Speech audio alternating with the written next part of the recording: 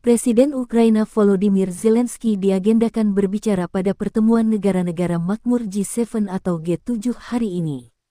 Presiden Zelensky akan menyampaikan kondisi Ukraina setelah serangan rudal jarak jauh besar-besaran dalam 24 jam terakhir di Kiev, ibu kota Ukraina, dan sejumlah kota penting lainnya tanggal 10 Oktober. Zelensky mengecam keras Rusia atas serangan ini.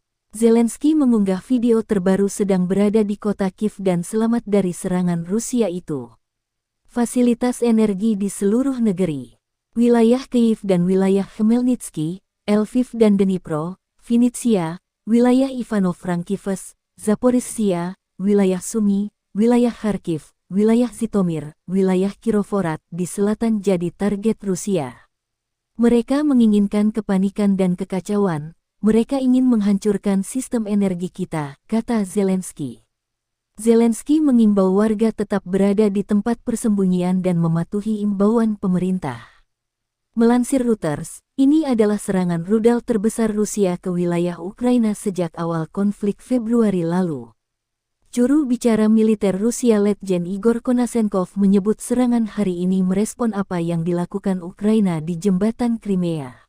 Потрібно кілька годин, щоб відновити електрику для більшості районів. Полтавщина відновлено майже всюди. Миколаївщина, Запоріжжя, Одещина підключені.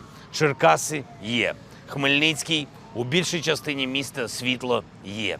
В деяких містах і районах ще треба попрацювати, щоб дати людям енергію. Чернігівщина, Сумщина, Київ і Київщина, Львівщина, Тернопільщина, Дніпропетровщина – працюємо. Десь потрібні години, десь треба почекати, десь трохи більше, але результат буде всюди. На жаль, 12 людей сьогодні загинули від цієї терористичної атаки. Більше 80 поранено або травмовані. Усі, хто звернувся по допомогу, отримують її. Збройні сили України, наша розвідка, Служба безпеки України та усі, хто залучений до захисту нашої держави, також виконують свої завдання. З 84 російських ракет, що були запущені проти України, 43 збиті.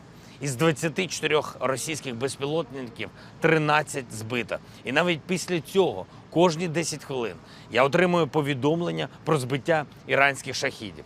Тільки за останні години. 16:28. Шахід, знищено, район Літки. 17:26, Кременчук, шахід, знищено. 17:36, Черкаси, шахід, знищено. 17:40, Долгінцево, місто Кривий Ріг, шахід, знищено.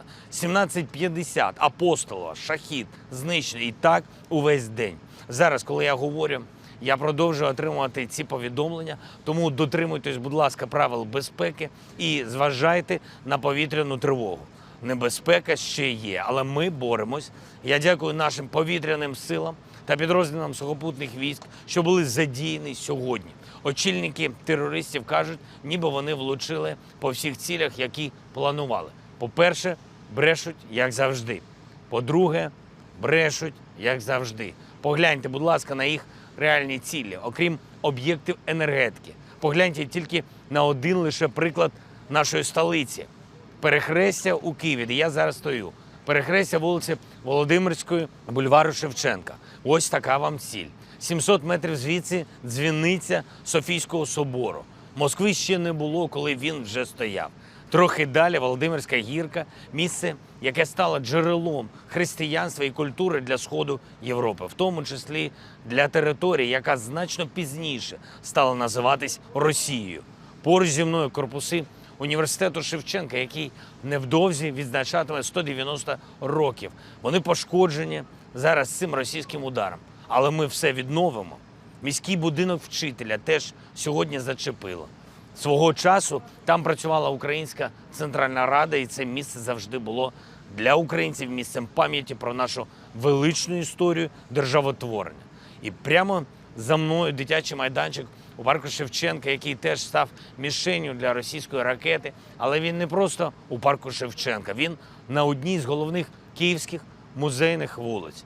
Зокрема, пошкоджено цим ударом терористів музей мистецтв імені Ханенків. І так по всіх містах нашої держави. Цивільні, культурні, освітні об'єкти. Хто може з цим усім воювати? Хто може радіти з ударів по таким об'єктам і по такій землі? Вони кажуть, що хочуть зіштовхнути Україну у 18 століття, але вони самі випали у значно давніший час, у час дикунів, якими вони стали цілком усвідомлено. А Україна все одно залишається у 21 столітті.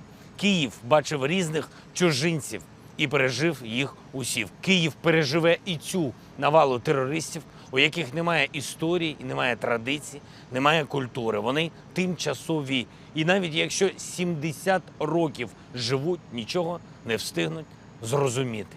Україну неможливо залякати, тільки ще більше об'єднати. Україну неможливо зупинити, тільки ще більше переконати, що терористів треба знешкоджувати. Російська армія спеціально нанесла ці удари саме у ранкову годину пік. Це характерна тактика терористів. Вони хотіли нагнати більше страху і зачепити більше людей. Вони зачепили увесь світ.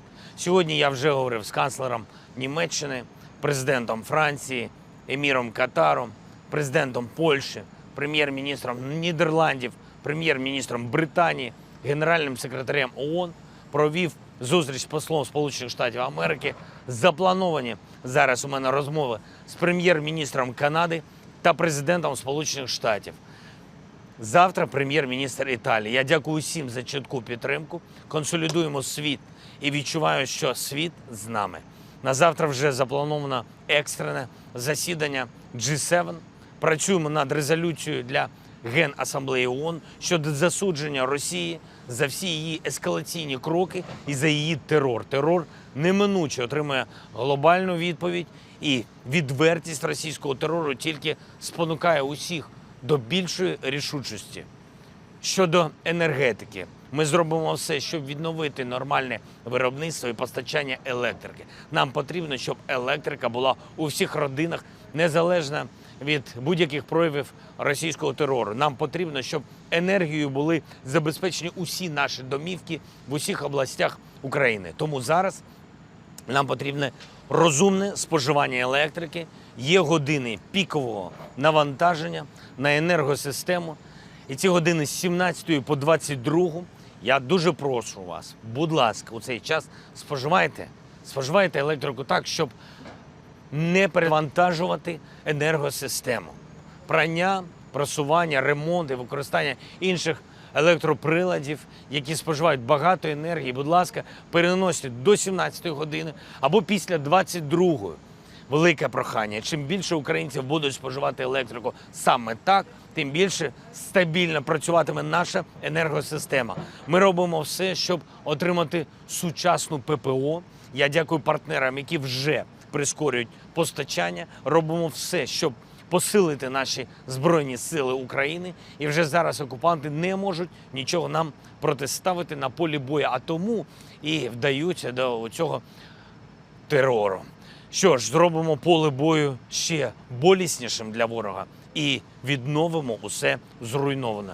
Будь ласка, допомагайте один одному, будь ласка, піклуйтесь про тих, хто залишається на самоті у таких обставинах, вірте в себе, в Україну, в Збройні Сили України і в нашу перемогу. Слава Україні!